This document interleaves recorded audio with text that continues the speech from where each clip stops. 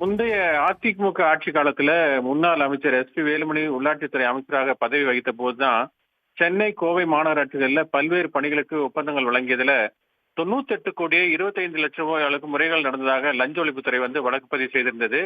இந்த வழக்குல 6 வாரங்கள்ல குற்றப்பத்திரிகை தாக்கல் செய்ய பிறப்பித்த உத்தரவை அமல்படுத்தலை என கூறிதான் லஞ்ச ஒழிப்புத்துறைக்கு எதிராக அந்த வழக்கை தொடர்ந்து இந்த அறப்போர் இயக்கம் சார்பில் நீதிமன்ற அவமதிப்பு வழக்கு தாக்கல் செய்யப்பட்டிருந்தது.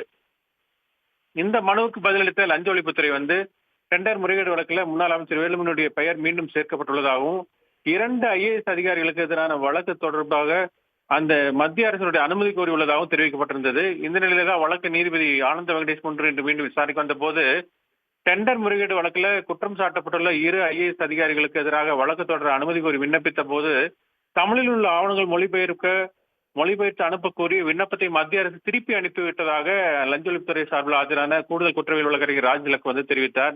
மேலும் அந்த 12,000க்கும் மேற்பட்ட பக்கங்களை கொண்ட ஆவணங்கள் அந்த மொழிபெயர்க்கும் பணிக்கு கூடுதல் மொழிபெயர்ப்பாளர்கள் நியமிக்க 30 லட்சம் ரூபாய் ஒதுக்கி அரசாணை பிறப்பித்துள்ளதாகவும் இந்த பணிகளை முடித்து மத்திய அரசு அனுமதி கோரி மீண்டும் விண்ணப்பிக்க அவகாசம் வழங்க வேண்டும் என்று அவர் கேட்டுக்கொண்டார்.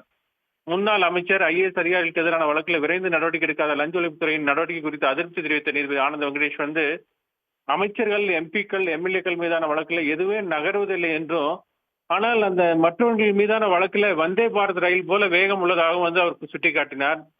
சட்டமன்ற தேர்தல் நெருங்க உள்ள நிலையில தனக்கு எதிராக எந்த வழக்கும் இல்லை என முன்னாள் அமைச்சர் கூறக்கூடும் என்று தெரிவித்த நீதிபதி, மக்கள் நம்பிக்கை பெற அமைச்சர்கள், அதிகாரிகளுக்கு எதிரான அந்த ஊழல் வழக்குகளை லஞ்ச ஒழிப்புத்துறை தீவிரமாக கருத வேண்டும் என கேட்டுக்கொண்டார்.